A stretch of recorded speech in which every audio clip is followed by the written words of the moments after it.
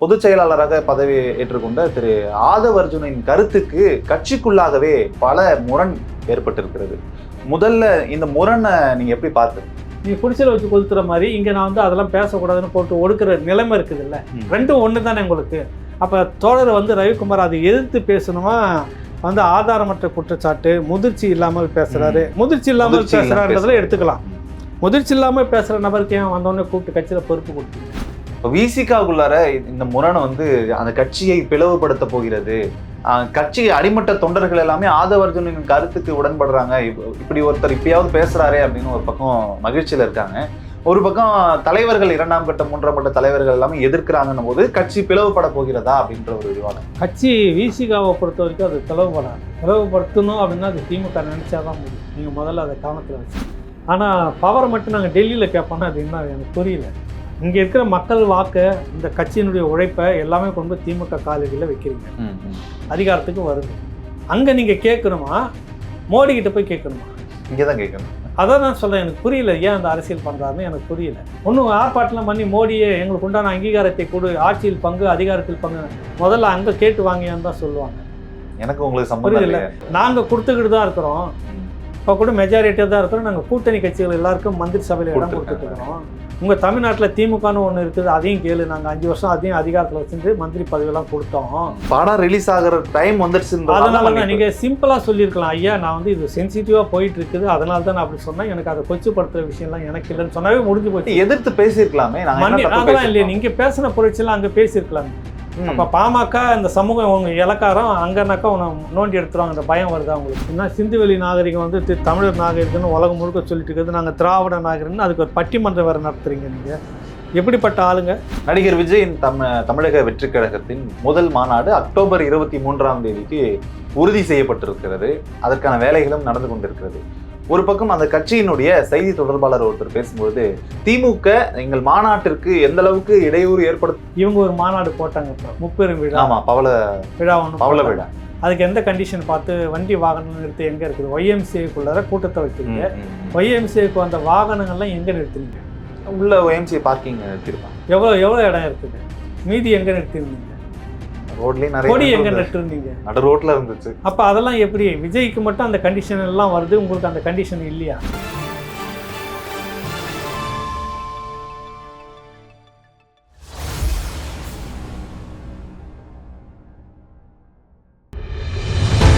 உள்நாடோ வெளிநாடோ எங்கிருந்தாலும் உங்களில் சில பேருக்கும் பல வழக்குகள் இருக்கலாம், கூட சிக்கல் இருக்கலாம்.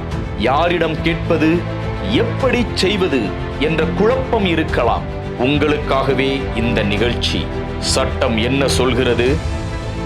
சென்னை உயர்நீதிமன்ற வழக்கறிஞர் முனைவர் ஜி தியாகராஜன் அவர்கள் பதில் அளிக்கிறார். பிரபல ஊடகங்களில் நிகழ்ச்சியை நடத்தியவர்.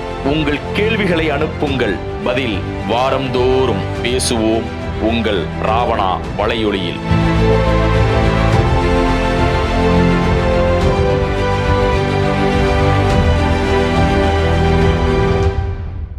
இரண்டு புதிய நிகழ்ச்சிகளில் ராவணாவில் வந்து தொடர்றோம் நம்ம. ஒன்று வந்து பிரபல அக்குபஞ்சர் மருத்துவர் டாக்டர் MN சங்கர் அவர்களோடு நீங்கள் என்ன கேள்வி, உடல்நலம் சார்ந்து எந்த கேள்வியை நீங்கள் கேட்குறீங்களோ அதுக்கான பதில் அவர் வந்து மாற்று மருத்துவம் எப்படிலாம் இருக்குதுன்றதை பற்றி விளக்குறாரு.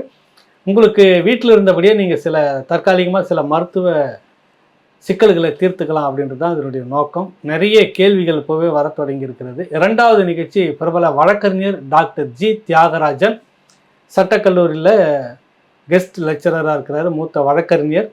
சட்டம் என்ன சொல்கிறது? உங்களுக்கு சட்டம் குறித்து நிறைய சிக்கல்கள் இருக்கும், கேள்விகள் இருக்கும், குழப்பங்கள் இருக்கும்.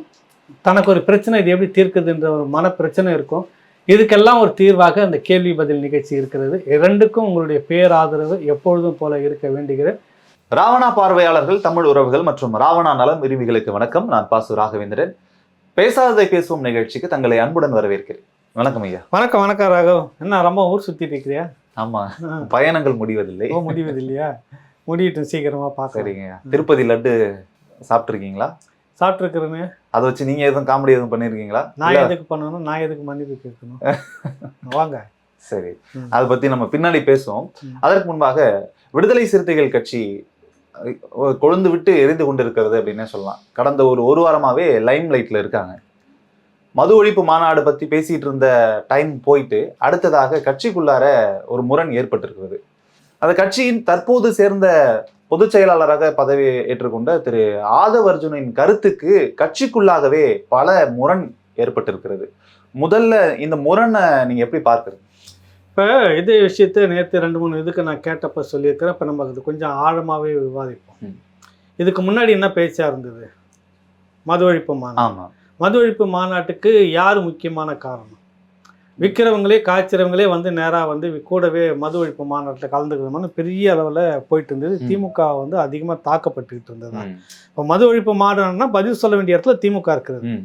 இந்த பக்கம் நாங்களும் அந்த கொள்கை முடிவில் தான் இருக்கிறோம், மது ஒழிக்கணுன்றாங்க. அந்த பக்கம் வந்துட்டு 500 சாத்திட்டு 1000 பாரை திறந்திருக்காங்கன்னு விவாதம் போயிட்டு இருக்குது.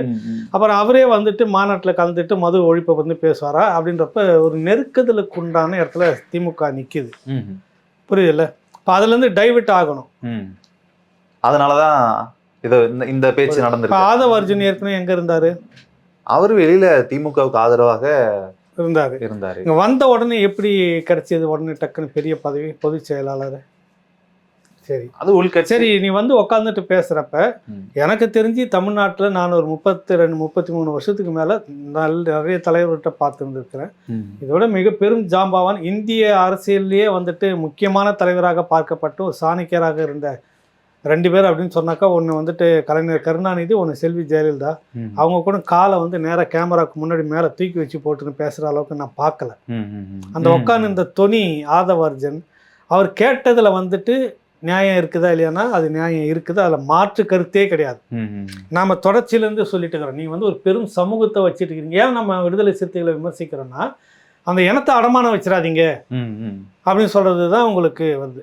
மகாபாரதத்தில் வந்து அந்த மகாபாரதத்தில் வந்து துரோணாச்சாரி ஏகலைவனை வீழ்த்துறதுக்கு நான் தான் உனக்கு குருன்ற மாதிரி நயவஞ்சமாக பேசி கட்டவரெல்லாம் கொடுக்கணும்னு சொல்கிறப்ப ஒரு கதை வருது, பின்னாடி குரல் கொடுக்குது, ஏகலைவன் ஏமாந்திராத ஏகலைவா ஏமாந்திராதன்னு ஒரு பெரிய பாடல் வர மாதிரிலாம் கதை இருந்தது. துரோகம் செய்கிறான், வஞ்சிக்கிறான், நயவஞ்சகமாக பேசுகிறான், ஏமாந்துடாத, இனத்தை அடிமை வச்சிடாத அப்படின்னு. அந்த நிலை தான் திருமாவளவனுக்கு அப்படின்னு தான் நம்ம விமர்சிக்கிறோம். ஆமாம், இதுதான் இவ்வளவு பெரிய அதிக ஒரு டேட்டாஸ்லாம் சொல்கிறாரு ஆதவ் அர்ஜுன். அதெல்லாம் நம்ம ராவணாவில் ஏற்கனவே பேசியிருக்கிறீங்க. அதிகப்படியான வாக்குகளை எடுத்து கொடுத்துருக்குறது வட மாவட்டங்களில். இன்னைக்கு இந்த ஸ்ட்ரென்த்தாக இருக்கிறதுக்கும் அரியானையில் இருக்கிறதுக்கும் திமுக மாற்று கருத்தே இல்லை. ஆனால் பேச வேண்டிய நேரம் இதுவா இப்போதானா? இப்போ இல்லை, இன்னும் 18 மாதம் இருக்குது எலெக்ஷனுக்கு. இப்போ நீங்கள் மாற்று வழியை வச்சுக்கிட்டு தான் இதெல்லாம் பேசணும். ஏற்கனவே அதிமுக அப்படின்ற மாதிரி ஒன்று இருந்தது, அங்கே கிட்டத்தட்ட கதவு சாத்த மாதிரி. ஏன்னா நீங்கள் வந்து முதல்ல அதிமுகவுக்கு அழைப்பு விட்டீங்க மது ஒழிப்பு மாநாட்டுக்கு, அதோடு நின்றுட்டு இருந்திருந்தா பரவாயில்ல. அடுத்த நாள் கலைஞர் வந்த உடனே அன்னைக்கு காலையில் உடனே அவசர அழைப்பு போகிறீங்க, சந்திக்கிறீங்க, வெளியில் வந்தோடனே திமுகவும் கலந்து கொள்கிறதுன்றீங்க. இப்போ மேடையில் ஒரு வேளை அதிமுகவும் வருதுன்னு வச்சுக்கோ, திமுக வருதுன்னு வச்சுக்கோங்க, என்னவா நடக்குவாங்க? யார் எதிர்த்து பேசுவா? புரியுதுல? அப்போ இது ஒரு கேளிக்கையான மாநாடு, இது ஒன்று முடியுது. அடுத்தது அதிமுக தரப்பு நினச்சி கூட்டணியாக இருந்தாலும் ஆட்சியில் பங்குன்றதுல அதிமுக வாய்ப்பு இல்லைன்னு சொல்லிடுச்சு. ஸோ அந்த கதவை உனக்கு சட்டம் மூடுறாங்க அங்கே. இப்போ உங்களுக்கு இருக்கிற திரும்ப ஒரே வாய்ப்பு அதே கோபாலபுரம் வாசல் தான், அறிவாலய வாசல் தான்ன்ற நிலைக்கு கொண்டு போய் ஒரு ஒன் சைடு வழியை வச்சுக்கிட்டு நீங்கள் அரசியல் பண்ண முடியாதுன்னு இருக்குல்ல, அந்த நிலைக்கு இப்போ ஆதவ் அர்ஜுனுடைய ஸ்பீச் வந்திருக்கிறதா கட்சிக்குள்ள ஒரு எதிர்ப்பு இருக்குது. எதிர்ப்பும் நியாயம், அதை இல்லைன்னு சொல்ல வரல. இவர் கேட்டது என்னடா இங்கேயும் நியாயன்ற அங்கேயும் நியாயன்ற. அதாவது திரு முனைவர் ரவிக்குமார் அவர்கள் சொல்லும் பொழுது ஆதவ் அர்ஜுனன் பேசுவதில் ஆதாரமற்ற கருத்து, அதை ஏற்றுக்கொள்ள முடியாது. திமுக விசிக இல்லை என்றால் திமுக ஜெயித்திருக்காதுன்னு சொல்றதை வந்து ஏற்றுக்கொள்ள முடியாதுன்னு சொல்றாரு. அது அவருக்கு பதட்டம், அது வேற வேற காரணங்களா இருக்கும், நம்ம அதுக்குள்ள போக வேணாம். அவர் வந்து ஏன் அப்படி சொல்றாரு? ஆதாரமற்ற கருத்துலாம் அவர் சொல்லல, ஆதாரத்தோடு தான் சொல்றாரு, டேட்டாஸ் வச்சுக்கிட்டு பேசுறாரு, இதுதான் உண்மை. அவருக்கு அந்த மாதிரி சொல்வதில் என்ன பயமோ தெரியல ரவிக்குமாருக்கு. அவருக்கு திமுகவினுடைய தயவுல தான் வெற்றி பெறணும் அப்படின்ற ஒரு நிலைப்பாட்டில் இருக்கிறாரு. அவர் வெளிப்படையா சொல்லிட்டாரு, திமுகவின் தயவுல தான் 2 எம்பிக்களும் 4 எம்எல்ஏக்களுமே நம்ம இருக்கிறோம். அப்போ உங்க தயவுல திமுக உட்காந்துட்டு இருக்குதுன்னு சொல்ல வைக்க மாட்டேங்கிறீங்களா? ஏன் உட்கார வைக்கணும்? அது ஏன் அந்த வார்த்தை வரல? இதுக்கு பேர் தான் இனத்தை வந்து நீங்க அடகு வைக்கிறீங்கன்னு நான் சொல்ல. அதுதான் எனக்கு ஒரு கேள்வி இருக்கு. தோழர் ரவிக்குமார் அவர்கள் விசிகால இருக்கிறாரா இல்ல திமுகல இருக்கிறாரா? இல்ல, அவர் திமுகவில் தான். என்ன சின்னம் அவருக்கு?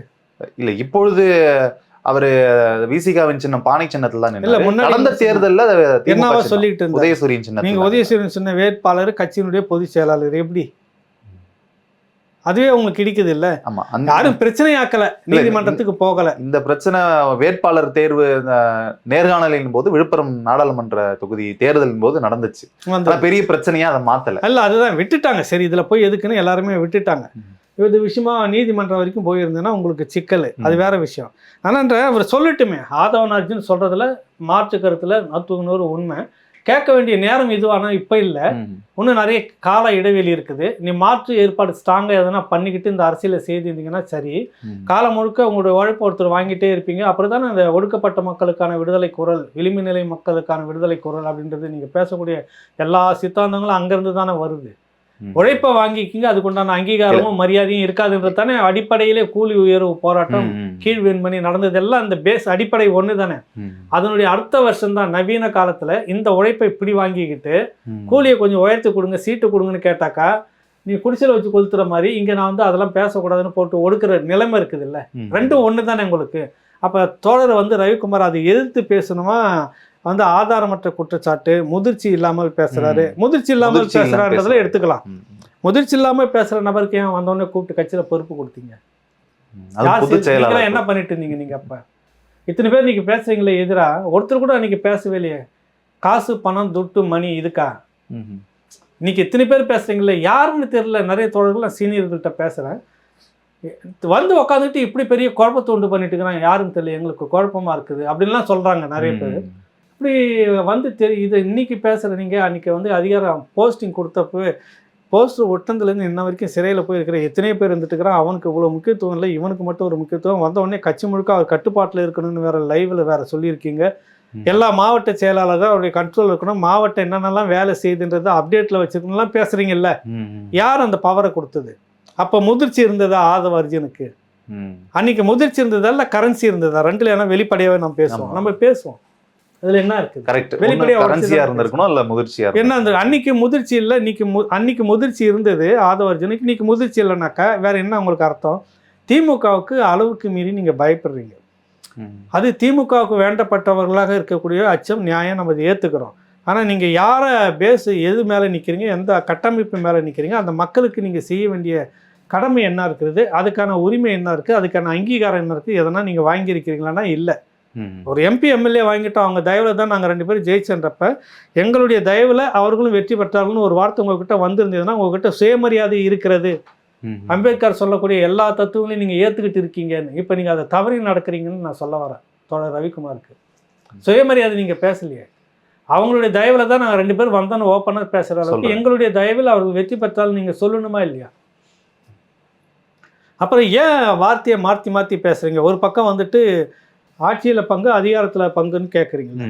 அது இன்று இல்லாமல் போனாலும் என்றாலும் ஒரு நாள் வலுவாக எப்போ கேட்பீங்கன்ற கேள்வி வருதா இல்லையா? அதுதான் இப்போ கேட்டிருக்காரு. எப்போ ஆதவ அர்ஜுன் கேட்டிருக்கிறாரு, அதுதான் இல்லைன்னு ஒரு பகுதி மறுக்குதே உள்ளாரியே. விதவிதமாக பேசுகிறாங்கல்ல. அவருக்கு முதிர்ச்சி இல்லை, அவர் யார் கேட்கறது, அது அவருடைய தனிப்பட்ட கருத்து. தனிப்பட்ட கருத்துக்கு ஏன் இவ்வளோ பொங்கணும், இவ்வளோ பேசணுன்ற கேள்வியெல்லாம் வருதா இல்லையா? என்னன்னா நீங்கள் வந்து விடுதலை சிறுத்தைகள் வந்து ஒரு விஷயத்தை தெளிவாக தெரிஞ்சுக்கணும். அது வந்து இன்றைக்கி அந்த விடுதலை சிறுத்தைகள் கட்சி பழைய பழைய திருமாவளவன் இல்லை அவருடைய வளர்த்தெடுத்த அந்த நிலைப்பாட்டில் இன்றைக்கி இருக்குதானா கேள்விக்குறி பக்கத்தில் பெருசாக போட்டுக்கணும். அதில் ஒரு பகுதி எந்த நேரமும் நாங்கள் திமுக ஆளு தான், ஆமாம் அவங்க தயவில் தான் வளர்ந்தான் கஞ்சி குடிச்சிங்கிறோன்னு சொல்கிறதுக்கு ரெடியாக இருக்குது. அவங்க தயவில் தான் நாங்கள் 3 வேளை சோறு சாப்பிட்றோம், அதனால் எங்கள் திருமாவளவன் வேணான்னு சொல்கிறதுக்கு ஒரு டீம் இருக்கிற மாதிரி தான் தெரியுது. இப்போ அவரே வேணான்னு சொல்கிறாங்க. அப்போ இல்லை என்ன அர்த்தம் இப்போ உங்களுக்கு? இல்லை என்ன அர்த்தத்தில் தொடர் இவங்க 2-3 பேர் சொல்கிறாங்கல்ல, அவங்க தயவில் தான் நாங்கள் வெற்றி பெற்றோன்னு சொல்கிறீங்கன்னா அது என்ன அர்த்தத்தில் சொல்கிறீங்க? அப்போ உங்கள் உழைப்பில் உங்கள் தயவில் அவங்க வெற்றி பெறலையா திமுக அப்படின்ற கேள்வி வந்திருக்கணுமா இல்லையா? அப்போ அப்படின்னா நீங்கள் எந்த நிலைப்பாட்டுக்குள்ளே இருக்கிறீங்க? விசிகாவில் ஸ்ட்ராங்காக நிற்கிறீங்களா, இல்லை நீங்கள் அறிவாலயம் பக்கம் நிற்கிறீங்களா ஒதுங்கின்ற கேள்வி வருதா இல்லையா? ஒரு கட்சியின் பொதுச் செயலாளர் ஒரு பேட்டியில சில வார்த்தைகள் பேசுறாரு அப்படின்னா தலைமையின் அனுமதி இல்லாம இல்ல தலைமையின் கண்டிப்பு இல்லாமலே அதெல்லாம் நடந்திருக்கும். அதுதான் இப்ப நேத்துல இருந்து விவாதிக்கப்படுற பொருள். ஆதவ அர்ஜுன் அவராக பேசுகிறாரா, இல்ல தலைமையோடு கலந்து ஆலோசித்து விட்டு பேசுகிறாரா? இல்லை அப்படின்னா இந்த நிமிடம் வரைக்கும் இப்போ இது வரைக்கும் நம்ம எடுக்கிற இந்த நேரம் வரைக்கும் திருமாவளவன் தரப்புல இருந்து அவருடைய ட்விட்டர் பக்கத்துல இருந்தோ அவர் தனிப்பட்ட கருத்து அவர் பேசுகிறார், இதற்கும் கட்சிக்கும் பொறுப்பு இல்லைன்னு அவர் தானே முடிவெடுத்து சொல்லி இது வரைக்கும் சொல்லல. பலருக்கும் ஒரு ஆவல் இருக்கிறது, நாங்கள் அதிகாரத்துக்கு வர வேண்டும் என்று. இப்போ கொஞ்ச நாளுக்கு முன்னாடி பேட்டி கொடுக்குறப்ப கூட அந்த கட்சியில் இன்னொன்று லெப்டினன்ட் தலைவர் அப்படின்னு சொல்லக்கூடிய வன்னியரசு அவர் பேசும்போது அடுத்து 2026 முதல்வர் வேட்பாளராக தோழர் திருமாவளவரை தலைவர் ஏசி தலைவரை நாங்கள் நிறுத்துவோம் சொல்றீங்க இல்ல. இந்த மாதிரியான ஆர்வம் எங்களுக்குள் இருப்பது இயல்பு. இவர் ஆர்வத்தில் இந்த மாதிரி சொல்லியிருக்கிறாரு, ஆனால் இந்த கருத்து ஏற்புடையதல்ல அப்படின்னு சொல்லியிருக்கணுமா இல்லையா தோழர்? திருமாவளவன் சொல்லியிருக்கணுமா இல்லையா? ஒன்றும் இது வரைக்கும் வரலையே. எங்கே இருக்கிறாரு? கட்சிக்குள்ளேயும் பெரிய குழப்பம் நடந்துக்கிட்டு இருக்கு, ஊடகத்திலையும் பெரிய அளவில் விவாதிக்கப்படுகிறது. இவ்வளவும் விவாதிக்கப்படுற நேரத்தில் நீங்கள் இப்படி இருக்கிறீங்கன்னா, ஒன்று ஒரு வெளிப்படையான ஒரு கேள்வி, திமுகவும் நீங்களும் சேர்ந்து வேற எதுவும் மடமாத்துறதுக்கு ட்ராமா பண்ணிட்டு இருக்கீங்களா அப்படின்னு கேள்வி வருதா இல்லையா? வருதா இல்லையா? வருது. நம்ம தான் பேசிட்டு இருக்கிறோம் ரெண்டு பேருக்குள்ள வந்து இப்போ சிக்கல், திமுகவுக்கு விசிகாவுக்கும் சிக்கல், திமுக விசிகாவுக்குள்ளவே சிக்கல், இப்படிலாம் நம்ம தான் விவாதிச்சுட்டு இருக்கிறோம். இப்படிலாம் விவாதிச்சுட்டே இருக்கட்டும், வேற ஏதோ ஒரு விஷயத்தை டைவர்ட் பண்ணிட்டு போகலாம் அப்படின்றதுக்காக நீங்கள் ரெண்டு பேரும் சேர்ந்து கேம் ஆடுறீங்களான்னு ஒரு கேள்வி வருதா இல்லையா? வருதா இல்லையா? இந்த கோணத்துலையும் நீங்கள் பார்க்கணும் இல்லை? இதை நான் நேற்றுலேருந்து பார்க்குறேன், ஊடகத்தில் நிறைய பேர் விவாதிக்கிறாங்க, இதெல்லாம் யாரும் பேசவே இல்லை. இந்த காரணங்களுக்கு இல்லை, காரணியங்கள் முழுக்க முழுக்க ஒரு ஆழமாக நீங்கள் பார்க்கணும் இல்லை? ஏன் ஆதவர்ஜி இப்போ பேசுனது இது வந்து பெரிய சர்ச்சையாகிறப்ப கட்சிக்குள்ளாரிய சிக்கல் வரும் அப்படின்னு நிறைய மூத்த தலைவர்கள் தொடக்கத்தில் கட்சி திருமாவளவன் கூட இருக்கிறதுல இருந்தே இந்த தோழர்களாக இருக்கிறாங்க. பிறகு ஒரு கட்டத்தில் தான் வன்னியரசு கூட வராரு. அதுக்கு முந்தின தோழர்கள்லாம் இன்னும் இருக்கிறாங்க கட்சியில். சரி, இப்போ இத்தனை பேரும் இருக்கும்போது ஆதவர்ஜனுக்கு திடீர்னு இப்படி ஒரு இந்த கட்சியை பற்றி இப்படி ஒரு நிலைப்பாட்டை பற்றி அழுத்தம் திருத்தமாக ஊடகங்கிட்ட உட்காந்து கூப்பிட்டு பேசுகிற அளவுக்கு அதிகாரத்தை யார் கொடுத்துருப்பாங்க? நிச்சயமா தலைமை தான் கொடுத்துருக்கோம். மீடியாவை கூப்பிட்டு வச்சு சந்திச்சு பேசுறாரு, ஓப்பன் பிரஸ் மீட்டு, புரியுதில்லை உங்களுக்கு? அப்போ தலைமையுடைய அனுமதி இல்லாமல் வந்திருக்குமான ஒரு கேள்வி, அதுக்கு இன்ன வரைக்கும் பதில் இல்லையே என்ற ஒரு ரெண்டாவது கேள்வி. எல்லாமே இரண்டுமே வந்து தந்தி தொலைக்காட்சியா இருக்கட்டும் இல்லை புதிய தலைமுறை இருக்கட்டும் நேருக்கு நேர்காணலாக தான் இருந்திருக்கு. ஆமா, இருந்திருக்குது இல்லை? அப்போ இதுக்கு ஒரு பதிலும் இல்லையே. யார் அனுமதியோட அவர் பேட்டி கொடுத்து அந்த ஒரு வீடியோ ட்விட்டர்ல போடும்போது அது அட்மின் செய்த தவறு அப்படின்னு சொல்லியிருந்தாங்க. இன்னொரு பக்கம் வந்து திரு ஆதவர்ஜுன் தான் அதனோட அட்மினா அப்படின்ற ஒரு கேள்வியும் இல்லை, அவரே விளக்கம் கொடுத்துருந்தாரு. அது நாங்கள் தான் பண்ணோம், நாங்கள் இங்கிருந்து போகிறப்ப ஃப்ளைட்டில் போய் இறங்குறப்ப அந்த டைம் கம்யூனிகேஷன், அப்புறம் அவர் இறங்கி அந்த விஷயத்தில் அன்னைக்கு மார்க்சிஸ்ட் கம்யூனிஸ்ட் கட்சி தோழர் இஷ்யூன்னு நினைக்கிறதுன்னு இறந்த அந்த சீதாராம் யெச்சூரியில் அந்த மரணத்தில் ஒட்டின்னு நினைக்கிறேன்.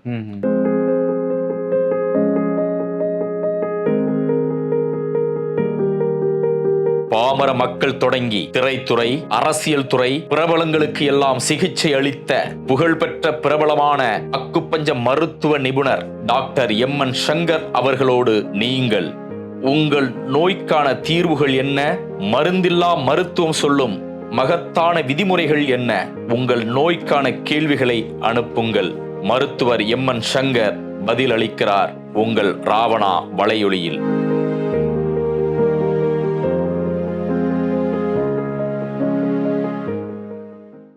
அந்த கம்யூனிகேஷனில் லேட் ஆகிடுச்சு. அப்புறம் திரும்ப அப்ரூவல் வாங்கி போகிறதுக்கு அந்த இது ரெண்டாவது முறை போகிறதுக்கு லேட் அதுதான் அப்படின்லாம் சொன்னாங்க. அப்புறம் ஏன் முழுசும் எடுத்தாங்கன்னு தெரியல. அப்போ உங்களுக்கு ஒரு இதெல்லாம் வந்து எதற்கு நீங்கள் ஏதோ ஒன்று மறைமாற்றுவதற்காக இதெல்லாம் செய்கிறீங்களா? ஏன் வந்து ஆட்சியில் பங்கு எப்பயோ பேசுனது எடுத்து இப்போயாம் போடுறீங்க? அடுத்தது மாநாடு பற்றி பேசுனீங்க. மாநாடு வந்து ரெண்டு காரணம் இருக்குது. ஒன்று, திமுக இதை வந்து மடமாற்றுவதற்கு இந்த மது ஒழிப்புன்றது பெரிய பேசு பொருளாச்சுன்னா இது விவாத பொருளாக திரும்ப வந்துக்கிட்டே இருந்ததுன்னா நமக்கு தான் சுற்றி அசிங்கம் வந்துட்டு இருக்குது.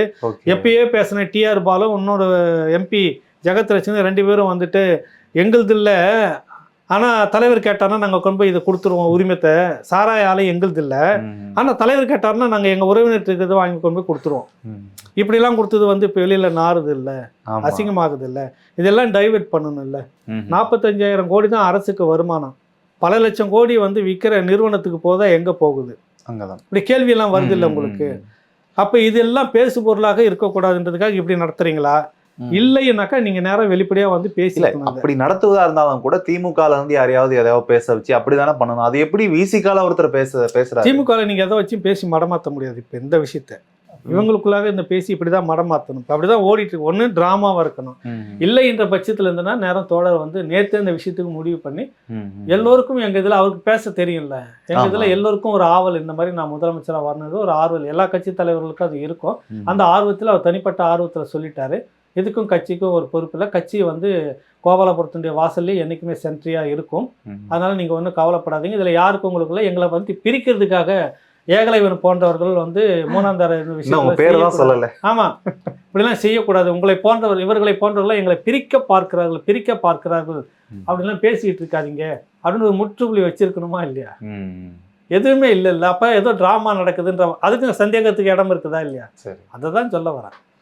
இப்போ விசிகாவுக்குள்ளார இந்த முரணை வந்து அந்த கட்சியை பிளவுபடுத்த போகிறது, கட்சி அடிமட்ட தொண்டர்கள் எல்லாமே ஆதவர்ஜுனின் கருத்துக்கு உடன்படுறாங்க, இப்படி ஒருத்தர் இப்பயாவது பேசுறாரே அப்படின்னு ஒரு பக்கம் மகிழ்ச்சியில இருக்காங்க.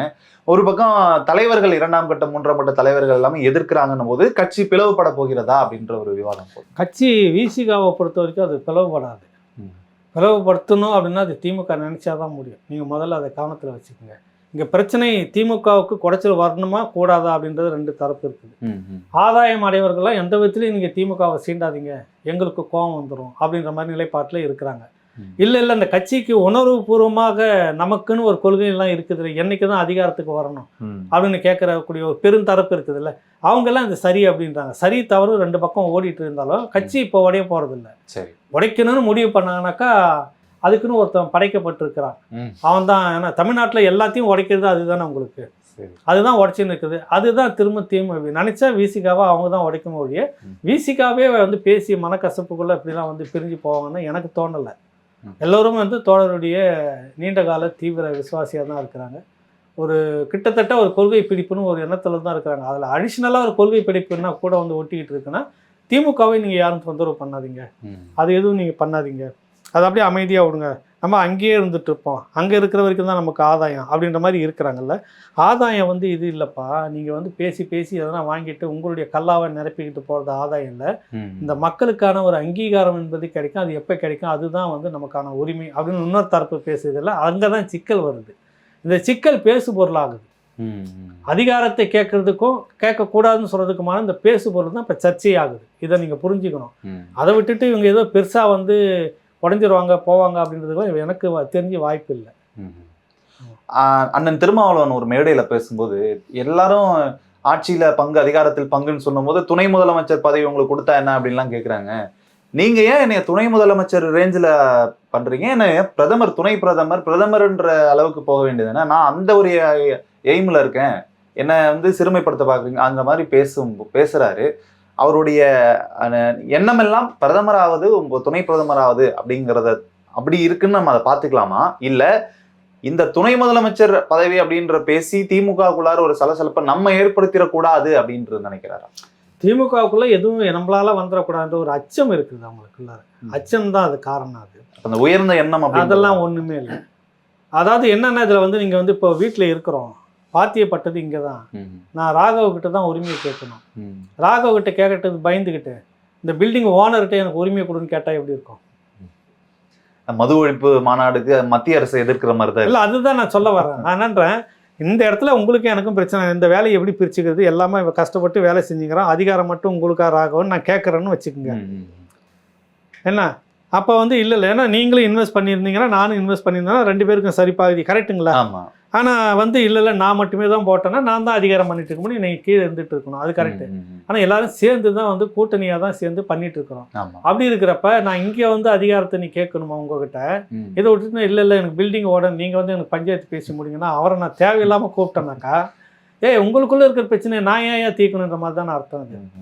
அதனால் இவர் வந்து இங்கே முதல்ல இந்த மது ஒழிப்புன்றது எப்படி இங்கே தான் நீ பேசணும், அடுத்தது இந்த பிரச்சனை 2வது சொன்னீங்களா அதுவும் இங்கே தான் நீ பேசணும். இதை விட்டு உரிமையை நீ எங்கே கேட்கணும்? இங்கே நீ மக்கள்கிட்ட வேலை செய்கிற, இங்கே மக்கள்கிட்ட நீ வந்து போராடிக்கிட்டு இருக்கிற, இந்த மக்கள்கிட்ட சொல்லி அரசியல் வாங்கி இன்னொரு கட்சிக்கு நீங்கள் கொடுக்குறீங்க வாக்குகளை, இந்த மக்களுடைய ஒடுக்கப்பட்ட மக்களுடைய வாக்குகளை, கரெக்டாக? கரெக்ட். ஆனால் பவரை மட்டும் நாங்கள் டெல்லியில் கேட்போன்னா அது என்ன எனக்கு புரியல. இங்கே இருக்கிற மக்கள் வாக்கு, இந்த கட்சியினுடைய உழைப்பை எல்லாமே கொண்டு போய் திமுக காலடியில் வைக்கிறீங்க, அதிகாரத்துக்கு வருது. அங்கே நீங்கள் கேட்கணுமா, மோடி கிட்ட போய் கேட்கணுமா? இங்கே தான் கேட்கணும். அதான் நான் சொல்கிறேன், எனக்கு புரியல ஏன் அந்த அரசியல் பண்ணுறாருன்னு எனக்கு புரியல. ஒன்றும் ஆர்ப்பாட்டெலாம் பண்ணி மோடியே எங்களுக்கு உண்டான அங்கீகாரத்தை கொடு, ஆட்சியில் பங்கு அதிகாரத்தில் பங்கு முதல்ல அங்கே கேட்டு வாங்கியான்னு தான் சொல்லுவாங்க. எனக்கு உங்களுக்கு சம்பந்தம் இல்லை, நாங்கள் கொடுத்துக்கிட்டு தான் இருக்கிறோம், இப்போ கூட மெஜாரிட்டியாக தான் இருக்கிறோம், நாங்கள் கூட்டணி கட்சிகள் எல்லாருக்கும் மந்திரி சபையில் இடம் கொடுத்துட்டு இருக்கிறோம். உங்கள் தமிழ்நாட்டில் திமுகன்னு ஒன்று இருக்குது, அதையும் கேளு, நாங்கள் 5 வருஷம் அதையும் அதிகாரத்தில் வச்சுருந்து மந்திரி பதவியெல்லாம் கொடுத்தோம். அங்க முதல்ல கேளுப்பா, நாங்க கொடுத்துட்டு தான் இருக்கிறோம், எங்க கிட்ட ஜனநாயகம் இருக்குது, சமூக நீதி இருக்கு, உங்க ஆளு சொல்றீங்கல்ல அவங்க கிட்ட இல்ல, நீ அங்க கேளுப்பான்னு தானே சொல்லுவாங்க. திரு ஆதவ அர்ஜுன் பேட்டியில பேசும்போது கூட சொல்றாரு,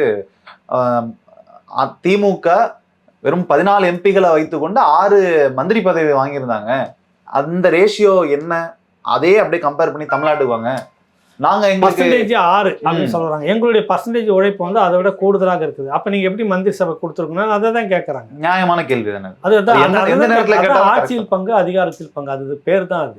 திமுக சொல்லுது இல்ல, டெல்லியை பார்த்து ஆட்சியில் பங்கு அதிகாரத்தில் பங்கு, அதே தான் இவங்களும் கேட்கறாங்க. நேர்மையான ஒரு அரசியல் இதுக்குள்ள போகுதுன்னா திருமாவளவன் அவர்கள் கேட்கிற கேள்வி ரொம்ப ரொம்ப நியாயமானது. அந்த மக்களுக்கான ஒரு அங்கீகாரத்தை நம்ம கொடுத்தே ஆகணும். ஏன்னா பெரியாரை சொல்கிறோம், சமூக நீதியை சொல்கிறோம் அப்படின்னா நம்ம தான் முதல்ல இதை செய்யணும். நீ இறக்கப்பட்டுலாம் ஒன்று கொடுக்காது, அவங்களுடைய உரிமை அது, ரைட்ஸ் அது. அதெல்லாம் நம்ம செய்யாமல் இருக்கிறோமேன்னு நீங்கள் தான் முதல்ல யோசிச்சிருக்கணும். ஆனால் டெல்லிக்கு உங்களால் கேட்க முடியுது, உங்களுக்கு கீழே இருக்கிறவங்க கேட்டால் மட்டும் அது முடியவே முடியாதுன்னு அவனை நசுக்கிற, உருட்டுற, பெரட்டுற, மிரட்டி சொல்ல வைக்கிறன்ற மாதிரி போகுது இல்லை உங்களுக்கு. 2 விஷயம். ஒன்று, இது வந்து போலி நாடகமாக இருக்கணும், வேறு ஏதோ மடம் மாற்றுறதுக்காக இது நடக்கிறதா இருக்கணும். இல்லை இது எல்லாமே ரைட்ஸ் தான் அப்படின்னா திருமாவளவன் வந்து இந்த கோரிக்கை நியாயமானது, அவர் ஆர்வப்பட்டு இப்போ கேட்டுட்டாரு, அவர் தனிப்பட்ட கருத்து அது, இந்த மாதிரி நிறைய தோழர்களுக்கான தனிப்பட்ட கருத்து இருக்கிறது அப்படின்னு பேசி மொழிக்கு ஒரு தீர்ப்பை சொல்லிட்டு போகணும். இல்லாத வரைக்கும் இது இப்படி தான் சுற்றிக்கிட்டு இருக்கும். அவருடைய திருவாய் மலர்ந்தால்தான் இதுக்கு ஒரு முற்றுப்புள்ளி. இல்லை தம்பி, இப்போ நீங்கள் வந்து ஒரு 1/4 நூற்றாண்டுகளுக்கு மேலே ஒடுக்கப்பட்ட மக்கள்கிட்ட நீ என்ன சொல்லிட்டு வந்துட்டு இருக்கிறீங்க? உங்களுக்காக நம்ம தான் அதிகாரத்தில் இருக்கிறோம், நம்ம அதிகாரத்தை நோக்கி போகணும், அந்த அதிகாரத்தை நம்ம கேட்டு வாங்கிடுவோம் அப்படின்னு எல்லாத்தையும் சொல்லி பேசி வசனம் எல்லாம் பேசிட்டு வந்து இந்த மக்கள் என்ன பண்ணாங்க, நமக்கான மகேந்திர பாகுபலி இவர் தான் அப்படின்னு சொல்லி தான் உன்னை வந்து பெரிய அளவில் பண்ணி சப்போர்ட் பண்ணி உனக்கு இந்த அளவுக்கு பேர் கிடைக்குதுன்னா அந்த அளவுக்கு அவங்க உழைச்சிருக்கிறாங்க, சப்போர்ட் பண்ணியிருக்காங்க ஒடுக்கப்பட்ட மக்கள். கரெக்டுங்களா? எல்லாத்தையும் வந்துட்டு பாகுபலியாக வருவீங்க, மகேந்திர பாகுபலியாக வருவீங்கன்னு பார்த்தா நான் கட்டப்பான்னு போய் நின்றுட்டீங்கன்னா என்ன அர்த்தம்? இதான கேள்வியாக வருதுங்க. இப்போ அந்த மக்கள் இருக்காங்க, அவங்க என்ன பார்ப்பாங்க, நம்ம இப்படி மகேந்திர பாகுபலியாக பார்த்தோம் திருமாவளவனா, அவர் வந்து கோபாலபுரத்துடைய கட்டப்பாவாக இருக்கிறாரு, எனக்கு புரியல அப்படின்னு நினைப்பாங்களா இல்லையா? அப்படி போயிடக்கூடாதுன்னு தான் நம்மளும் சொல்ல வரோம். அவர் அப்படி இருக்கிறாரா இல்லையான்னு நான் சொல்ல வரல. அந்த மாதிரி போயிடாது. இந்த மக்கள் உங்களை அப்படிதான் பார்த்து அந்த அங்கீகாரத்துக்காக தான் நகர்த்துறாங்க. நீங்க வந்துட்டு கிட்டத்தட்ட பிற்படுத்தப்பட்ட ஒடுக்கப்பட்ட மக்களுடைய ஒரு கூட்டமைப்பா வரணும் அப்படின்னு தான் தொடக்க காலத்துல அரசியல் பண்ணீங்க. அதுலயும் ஒரு பெரிய கோடு போட்டுட்டு 2ஆ பிரிஞ்சுட்டு நிக்கிறதுக்கு காரணமே நீங்களாகத்தான் இருக்கிறீங்க. இப்ப இதுலயும் வந்து ஒடுக்கப்பட்ட மக்களுடைய கடைசி எச்சமாக அவங்க நம்பிக்கையா பார்க்கறதுலயும் மண்ணெல்லி போட்டுட்டு நான் கட்டப்பாவாக தான் இருக்கிறேன்னா அதுக்கு எதுக்கு நாங்களாம் சேர்ந்து உடைக்கணும், எங்கள் தலைமையில் நீங்கள் ஒரு கட்டமைப்புன்னு ஏன் இருக்கணும் இந்த கேள்வி வருதா இல்லையா?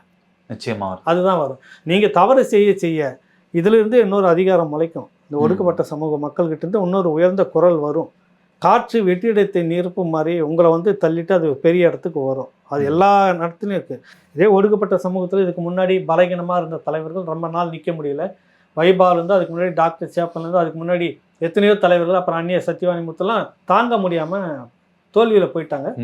எத்தனையோ ஒரு 1/4 நூற்றாண்டுகளுக்கு மேலே 30 வருஷத்துக்கு மேலே தக்க வச்சுட்டு இருக்குது திருமாவளவன். அது பெரிய சாதனை விஷயந்தான். என்ன காரணம், மக்களுடைய பலம் உங்ககிட்ட இருக்குது, அந்த மக்களுடைய ஆதரவு உங்ககிட்ட இருக்குது. ஏன் ஆதரவு இருக்குதுன்னா இவர் தான் நமக்கான மகேந்திர பாகுபலி. கரெக்டா? ஆனால் நான் கட்டப்பாவை தான் இருப்பேன் நீங்கள் முடிவு பண்ணுறப்ப அங்கே சர்க்கிள் வருது இல்லை, அந்த சர்க்கிள் தலைவனை நோக்கி வரும் இல்லை, அதுதான் நம்ம திருப்பி அதுதான் சொல்றோம், அந்த இடத்தை நோக்கி நீங்கள் நகர்த்தாதீர்கள் அப்படின்னு சொல்ல வரோம். அடுத்து லட்டு விவகாரத்திற்கு வருவோம். லட்டு விவகாரம் ஒரு பக்கம் மன்னிப்பு, ஒரு பக்கம் கைது அப்படின்னு போயிட்டு இருக்கு. இயக்குனர் மோகன்ஜி அவர்கள் நேற்று கைது செய்யப்பட்டு விடுதலையும் செய்யப்பட்டிருக்கிறார். அது பஞ்சாமிர்த விவகாரம். இயக்குனர் மோகன்ஜி கைது செய்யப்பட்ட போது ஒருவர் அறிக்கை கொடுக்கிறார், மற்றவர்கள் யாருமே அதை பற்றி எதுவுமே பேசவே இல்லை. என்ன நடந்திருக்கும்? இல்லை, இப்போ மோகன்ஜி அவருடைய விஷயத்தை இயக்குனர் வந்து என்னன்னா, அவர் போட்ட பதிவு முழுசும் படிச்சுன்னா அதில் தவறு இருக்கிறதா பேட்டி கொடுத்துருந்தாரு. புரியுது இல்லை உங்களுக்கு? குறிப்பாக திருச்சி நம்ம சொல்ல வேணாம், திருச்சி வந்து திரும்ப 2வது முறை நீதிமன்றத்தின் மூலமாக அவமானப்பட்டு கொட்டு வாங்கியிருக்கலாம் இல்லை, அவமானப்பட்டிருக்கு. நீ இப்படிலாம் கொண்டு வந்து கைது பண்ணி வந்து நிறுத்திட்டு சட்டத்துக்கு புறம்பாக கொண்டு வந்து செய்திருக்கீங்க, ரிமாண்ட் பண்ணலாம், ரிமாண்ட் பண்ண முடியாது. சாட்டை துறைமுக விஷயத்தில் ஒன்று நடந்ததா நாம் தமிழர் கட்சிக்கு. 2வது இப்போ பாட்டாளி மக்கள் கட்சியில் ஒரு அங்கமாக இருக்கக்கூடிய இயக்குனர் மோகன்ஜி அவர்கள், நீ இவ்வளோ முகாந்திரம் இருக்குது, நீ கைது செய்த விதமும் நடந்துக்கிட்ட விதமும் 3 மணிக்கு அவகாசம் சம்மன் கொடுத்துட்டு உடனே ஏன் நீ கைது பண்ணுற, அவகாசம் கொடுத்து பேசிட்டு பண்ணியிருக்கலாம்ல. அப்போ வேற என்ன ஆகுது, அதனால சொந்த பெயிலில் அவர் வெளியே விட்டுருக்கிறார். இது 2வது முறை வாங்கினேன். ஏன் அங்கே அந்த சரகம் மட்டும் இவ்வளோ பாஞ்சி பண்ணுதுன்னு பெரிய விமர்சனம் போய். சந்தேகம், தமிழ்நாட்டில் எந்த மூலையில் பிரச்சனை நடந்தாலும் திருச்சியில தான் கைதா? அது தெரியல. அங்கே தான் வந்து ரோஷப்பட்டு கம்ப்ளைண்ட் கொடுக்குறாங்க யாரையோ ஒருத்தர், உடனே வந்து ஒரு பறந்து வந்து கைது பண்ணுறாங்க. தொடர்ச்சியாக நடந்துங்குது. அது ஒரு கண்காணிப்புக்குள்ளாக இருக்கக்கூடிய இடமாக இன்றைக்கி பார்க்குது எல்லா அரசியல் கட்சி தலைவர்களாலையும். ஏன் திருச்சி மாவட்ட காவல் கண்காணிப்பாளர் இவ்வளவு வேகம் காட்டணும்? இந்த வேகத்தை வந்து திமுக தரப்பு மீது கொடுத்த புகார் மீது காட்டியிருக்கிறாரா? நடந்திருக்கிறதா ஏதாவது அப்படின்னு எதுவுமே இல்லை. இது விஷயமாக ஏற்கனவே ஒரு சர்ச்சையெல்லாம் எழுந்தது. கிட்டத்தட்ட 100க்கும் மேற்பட்ட புகார்கள் நாம் தமிழர் கட்சி சார்பாக கொடுக்கப்பட்டிருக்குது. இதே அவதூறு, இதே வந்து பெண்களை கொச்சைப்படுத்தின விஷயத்தெல்லாம் கட்சி நிர்வாகி, கட்சி தலைவருடைய மனைவி எல்லாம் பேசுனதெல்லாம் புகாராக கொடுத்துருக்குது. நடவடிக்கை இல்லை. ஆனால் உங்களை பற்றி கொடுத்தது மட்டும் உடனடியாக கைது நடவடிக்கைன்னு பாஞ்சிங்கன்னா ஒரு பெரிய சர்ச்சை போயிட்டு இருக்குது. இப்போ திரும்பவும் அதே இந்த இடத்துல வந்து நீதிமன்றமே கண்டிச்சிருக்குது. இது வந்து ஒரு பக்கம். இந்த லட்டு சொன்னீங்களா, இன்னொரு விஷயம். இன்னொரு பக்கம் லட்டு நடிகர் கார்த்தி அவர்கள் அங்கே துணை முதலமைச்சராக இருக்கக்கூடிய பவன் கல்யாண் அவர்களிடம் மன்னிப்பு கோரியிருக்கிறார். லட்டு விவகாரத்தை நான் வந்து நகைச்சுவையாக தான் பேசியிருந்தோம், யார் மனதையும் புண்படுத்தலை, நானே ஒரு வெங்கடாஜலபதியின் பக்தன், நான் தீவிர பக்தன், நான் அப்படிலாம் உள்நோக்கத்தோட பேசலை அப்படின்னு சொல்லி மன்னிப்பு கேட்டிருக்காரு. ரொம்பவும் நேர்மையானவர்கள், யோக்கியமானவர்கள் அப்படின்னு எடுத்துக்கலாமா? மன்னிப்பு கேட்கறது பெரிய மனுஷன் அதான். ஒன்றும் இல்லை. இப்போ இவர் சொன்னது என்ன சொன்னார் பெருசாக ஒன்றும் இல்லை. அதை நான் பார்த்தேன். லட்டு பற்றி இந்த கண்ணா லட்டு திங்க ஆசையான ஒரு படத்தில் டைலாக், சிறுத்தை படத்தில் வரும். அதை வந்து பேசும்போது தான் அது பேசாதீங்க, சென்சிட்டிவாக இருக்கும், அதான் சொல்ல வர. லட்டு வேணுமான்னு கேட்குறாங்க. அது சென்சிட்டிவாக ஓடிட்டு இருக்கிற விஷயம் தானே. இப்போ அதில் என்ன மாற்றுக்கு இருக்குதா? அதுக்கு பவன் கல்யாண் அவர் அங்கேருந்து துணை முதல்வர் ஆந்திரா அவர் வந்து சொல்கிறாரு, இது வந்துட்டு அவரை வந்து நகைச்சுவை என்பது வேறு, அது சொல்கிறது அந்த வார்த்தை சனாதனத்தை வந்து சொல்லக்கூடியதாக இருக்குதுன்னு சும்மா ஒரு வார்த்தை சொல்லி கண்டிக்கிறார். அவ்வளோதான். அவர் சொன்னது வந்து அதை எதுவுமே தப்பாகவே சொல்லலை. அது சென்சிட்டிவாக போயிட்டு இருக்குதுங்க, அது வேணாங்கன்றது கரெக்டு தானே. அதில் ஒரு தப்புமே இல்லை. அதுக்கு அவர் ஏன் அப்படி சொல்கிறாரு கல்யாண்ஜி? சரி சொல்லிட்டாரு, உடனடியாக ஊழ்ந்தடிச்சு ஏன் மன்னிப்பு கேட்குறீங்க? அதுக்கு நீங்கள் கேட்குறீங்க, உங்களுடைய அண்ணன் சூர்யா கேட்குறாரு, நாங்கள் வந்து பக்தியில் தான் இருக்கிறோம், வெங்கடாஜலபதியுடைய பக்தர், சொல்லியிருந்தா மனசு புண்பட்டு இருந்தால் அதுக்காக நான் மன்னிப்பு கேட்குறேன், எல்லாம் விழுந்து கேட்குறீங்களே ஐயா? அப்படியே பதில இருக்கட்டும். இந்த பக்கம் வாங்க. இந்த ஜெய் பீம்னு ஒரு படம் வந்தது இல்லை, உலக புரட்சி படம் வந்தது, ஞாபகம் இருக்குதா? அதில் இங்கே இருக்கக்கூடிய இந்த 32 வகைராவும் சேர்ந்துக்கிட்டு அது ஏதோ மிகப்பெரிய வசதி, உலகத்திலே மிகப்பெரும் புரட்சி படம்ன்ற மாதிரி பேசிக்கிட்டு இருந்தாங்க. அதில் ஒரு குறியீடு வந்து பார்த்தீங்கன்னா, நீங்கள் வன்னியர் சங்கத்தை வந்து அவங்க உயிராக மதிக்கக்கூடிய அந்த பெரிய அக்னி சட்டி இருக்குது, துண்டு ஒரு இடத்துல இருக்கிறது.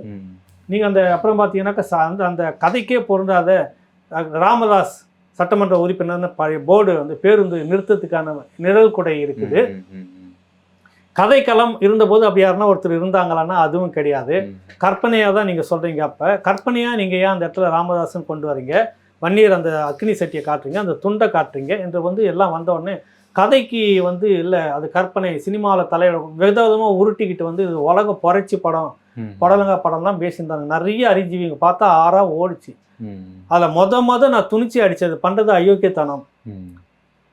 விசிகாவில் நிறைய பேர் அதை நியாயப்படுத்தி ஜெய் பீம்னு வச்சுட்டாங்க, அது இவங்க ஊழ்ந்து பிறந்துன்னு இருந்தாங்க. ஏன்பா நாளைக்கு உங்கள் விடுதலை சிறுத்தைகள் திருமாவளவன் இந்த பக்கம் யாரையும் கொச்சைப்படுத்தி ஒரு பக்கம் இந்த மாதிரி நேராக வந்து சீட்டாவை போட்டு வேறு மாதிரி தப்பாக சொல்லி அந்த கஞ்சா கடத்துகிற டீமுடைய உட்காந்து பேசுங்கிறான், பின்னாடி சீட்டாஸ் இருக்கிற மாதிரி போட்டுட்டு இந்த பக்கம் திருமாவளவன் சட்டமன்ற உறுப்பினர் எம்எல்ஏ அப்படின்னு போட்டுட்டு நிழல் கொடைக்கு காமிச்சு அப்படி ஒரு படம் வச்சா எதிர்காலத்தில் நீங்கள் விட்டுருவீங்களா? கொந்தளிப்பாங்களே. அதான் இதை நான் பேசினேன், தொடர்ச்சியாக பேசினேன். இது வந்து தப்பு, இது வந்து நீங்கள் அவங்க நல்லவங்க, கல்விக்கு சேவை செய்கிறவங்க, அதெல்லாம் இருக்கட்டும், அப்பாற்பட்டது. இந்த படத்தை நீங்கள் இப்படி நியாயப்படுத்தக்கூடாது. கதைக்கிழமை நிறைய தப்பு. முதல்ல ஒரு லைன் எடுத்துக்கிட்டீங்க அப்படி நடந்ததுன்னு, சம்பவம் நடந்தது உண்மை சம்பவம் எடுத்துக்கிட்டு அதான் உண்மை சம்பவத்தோட நிறைய கதையை கட்டியிருக்கீங்க.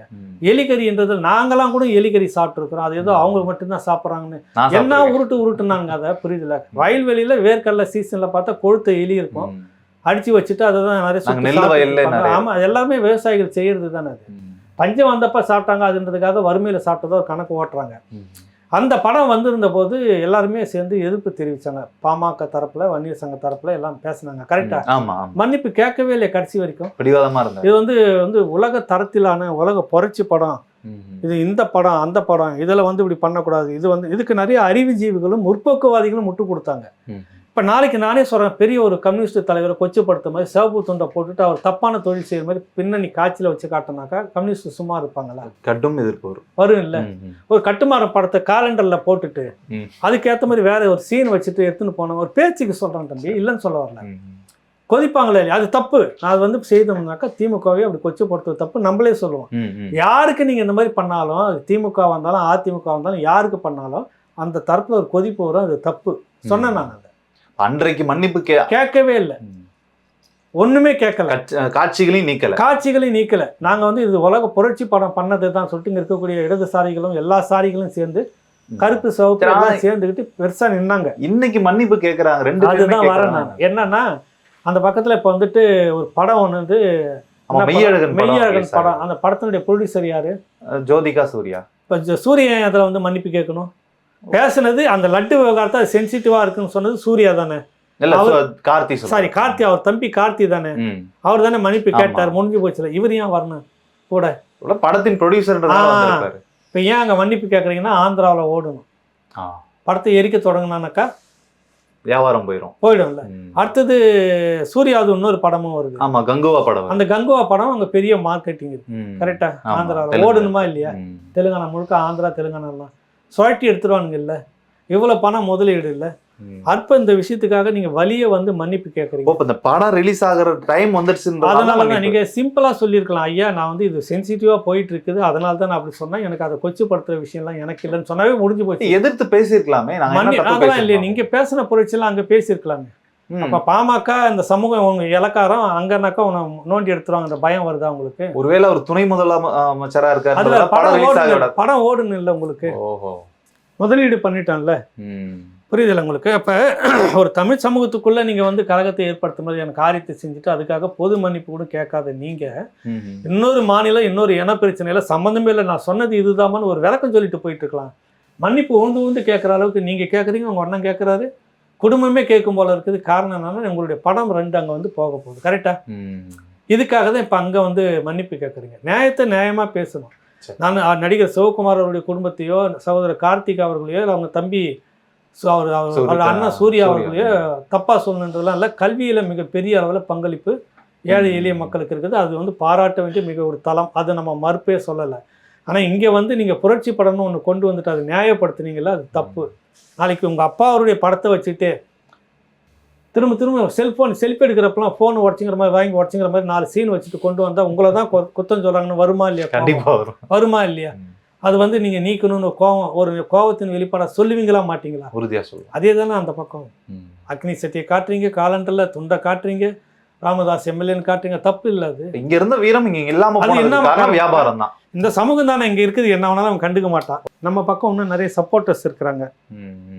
அங்கே போய் பேசி பாரு, எங்களுக்கு சப்போர்ட்டர்ஸ் இந்த படம் திரண்டு வருதுன்னு சொல்லி பாரு. ஆந்திராவில் இங்கே வந்துச்சுல உங்களுக்கு ஜெய்பீம் படத்துக்கு திரண்டு நின்னாங்கல்ல, அந்த மாதிரி படை திரண்டு வருகிறது பாரு அப்படின்னு சொல்லி பாருங்க.